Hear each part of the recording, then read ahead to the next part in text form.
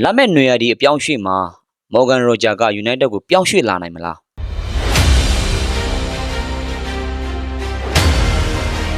အားလုံးပဲမင်္ဂလာပါ3 minute United ကနေကြိုးဆိုပါတယ်ကျွန်တော်ကတော့ထုံးစံတိုင်းကြိုးစားပါ Okay လာမယ့်နွေရာသီအပြောင်းရွှေ့မှာကဒါကမ္ဘာဖလားမတိုင်ခင် United ကတင်းထွက်နေတဲ့ကစားသမားတွေကိုရအောင်ခေါ်တော့မလားဒါမှမဟုတ်ဒါကမ္ဘာဖလားပြီးသွားမှပဲကမ္ဘာဖလားကကစားသမားတွေကိုလည်းစောက်ကြည့်ရင်းနဲ့ United ကဘယ်လိုတွေလှုပ်ရှားလာမလဲပေါ့နော်ဒါပေမဲ့လောလောဆယ်မှာတော့ဒါ Bruno G တို့နော် Tonali တို့အဲ့လူတွေကတော်တော်တင်းထွက်တယ်ပြီးတော့နောက်ထပ်ကစားသမားတယောက်ကဒါ Aston Villa ကလူငယ်ကစားသမားပြောရမှာပေါ့နော်ဆိုတော့အတက်က23နှစ်ရှိပြီ Morgan Roger ဆိုတဲ့ဒါကွင်းလင်တိုက်စစ်အားတန်ကစားသမားပေါ့နော်အဲ့တယောက်ကိုဒါ United ကစိတ်ဝင်စားနေတာဗျဘာလို့စိတ်ဝင်စားလဲဆိုတော့သူက Bruno ကဒါအတက်ကြီးပိုင်းရောက်လာတဲ့အတွက်ဒါဒီ Bruno ရဲ့နေရာမှာအစားထိုးနိုင်မလားဆိုပြီးတော့ပေါ့နော်ဒါ United ကတော့ဒါသူ့ကိုချိန်ရွေးနေတာပေါ့ချိန်ရွေးနေတာကြောင့်ဖြစ်လာနိုင်မလားဆိုတော့ဒါ Michael Carrick ဒါဒီကုံသွားလို့ရှိရင်အမြဲတမ်းနီးပြဖြစ်လာခြင်းမဖြစ်လာခြင်းမှာပဲပို့ပြီးတော့မူတည်တယ်လို့ထင်တယ်။ဘာကြောင့်လို့ပြောရလဲဆိုလို့ရှိရင် Michael Carrick နဲ့ Middlesbrough မှာဒါ Morgan Roger က Middlesbrough မှာ Michael Carrick နဲ့လက်တွဲမှုတဲ့ကစားသမားဖြစ်တယ်ပေါ့နော်။ဒါကြောင့်မလို့ဒါကတော့ Michael Carrick တာ United နီးပြအမြဲတမ်းနီးပြဖြစ်လာရင်ပို့ပြီးတော့တေချာတယ်လို့ပြောရမှာပေါ့။ဒီကစားသမားတွေကိုကျွန်တော်တို့ကြိုက်လားဆိုတော့ကြိုက်ပါတယ်နော်ကြိုက်ပါတယ်သူ့လူကစားသမားမျိုးကဒါ United ကိုရောက်လာလို့ရှိရင်ပို့ပြီးတော့မှဒါသူ့ရဲ့ဘယ်လိုပြောမလဲလုံအားနှုံးတွေပို့ပြီးတော့မြင်ရလိမ့်မယ်လို့ကျွန်တော်ကတော့ထင်တယ်နော်ဒီကစားသမားကတအားကိုကစားအားကောင်းတဲ့ကစားသမားပေါ့နော်ဆိုတော့ဒါ United ကစိတ်ဝင်စားနေတဲ့နေ့နီးသူသူ့ရဲ့ဒီ Premier League 2025-2026 Premier League ရာဒီရဲ့ဒါလက်ရှိပွဲစဉ်31သူကစားပြီးသွားတဲ့အချိန်မှာသူ့ရဲ့တွင်းကိုက8ဂိုးရှိပါတယ်နော်8ဂိုးဆိုတော့မစိုးပါဘူးလူငယ်ကစားမတယောက်အနေနဲ့8ဂိုးရှိတယ်ပြီးတော့ဖန်တီးမှုက9ချိန်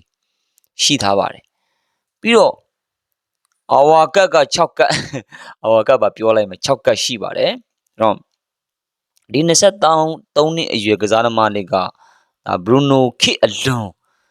ဒါ United ကရေရှည်အတွက်စဉ်းစားပြီးတော့မှခေါ်ဖို့ဖြစ်နေတာစဉ်းစားနေကြတာပေါ့နော်ဆိုတော့ဖြစ်လာနိုင်မလားမဖြစ်လာနိုင်မလားဆိုတော့ကျွန်တော်တို့ကတော့ဒါအစနပြောခဲ့တဲ့အတိုင်း United ကတော့ယာယီနီးပြMichael Carrick ရဲ့လက်ထဲမှာအရှင်နေကောင်းနေတဲ့အတွက်ဒါ Michael Carrick ကအမြဲတမ်းနီးပြဖြစ်လာရင်တော့ဒါဒီကစားသမားကိုခေါ်ယူဖို့ကရာခိုင်နှုန်းပိုများတယ်ပေါ့နော်ဆိုတော့တကယ်လို့ဒါ Michael Carrick အမြဲတမ်းနီးပြမှာဖြစ်လာခဲ့ရင်လဲ United ကတော့ဒါစဉ်းစားထားတဲ့အထဲမှာပါတယ်ပေါ့ဆိုတော့ United တို့တကယ်ခေါ်သွားနိုင်မလားနော်ခေါ်ဖို့ရောလိုအပ်လားဆိုတာလဲစဉ်းရမှာပေါ့စဉ်းစားရတာပေါ့ United ကတော့ကွင်းလယ်ပိုင်းကိုအားဖြည့်ရမှာတော့မှန်တယ်တာနော် United ကကွင်းလယ်မှာလူအင်အားအရင်နဲနေတယ်အရင်အင်အားလဲနဲတယ်ပြီးတော့မှ first line out ကစားနေတဲ့ကစားသမားတွေလဲဒါKobe Mainoo ဆိုရင်လဲဒါသူတယောက်တည်းပဲပွဲတွေအများကြီးတွားလို့မရဘူးနော်လာမယ့်ရာဒီဆိုချန်ပီယံလိတွေပါဝင်ခွင့်ရရင်ပွဲတွေအများကြီးပိုများလာမှာအဲ့အတွက်တယောက်တည်းနဲ့မရဘူးဆိုတော့ Casemiro ကလည်းအတင်းကနေထွက်မယ် Bruno ကလည်းအသက်ကြီးပိုင်းရောက်လာပြီဆိုတော့ကွင်းလင်ကတော့ဖြည့်ရမယ့်အပိုင်းတွေအများကြီးရှိတယ်ပေါ့နော်ဒါကြောင့်မလို့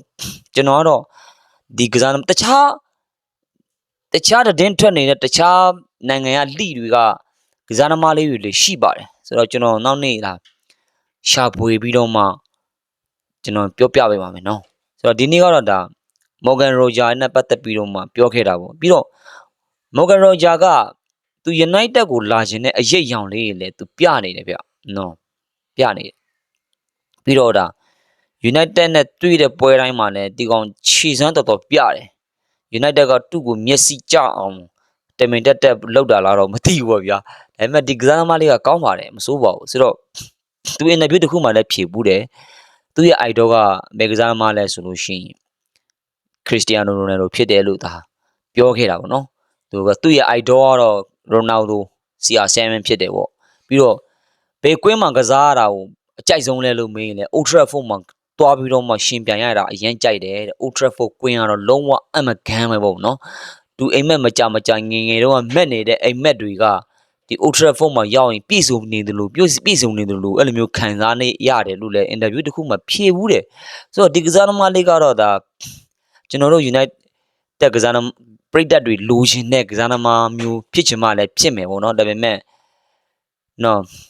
ကျွန်တော်တို့ United ပရိသတ်တွေကတော့ဒါဘယ်လိုကစားသမားမျိုးဆို United ကိုတကယ်ချစ်ပြီးတော့တကယ်ပိတ်ဆက်ချင်တဲ့စိတ်နဲ့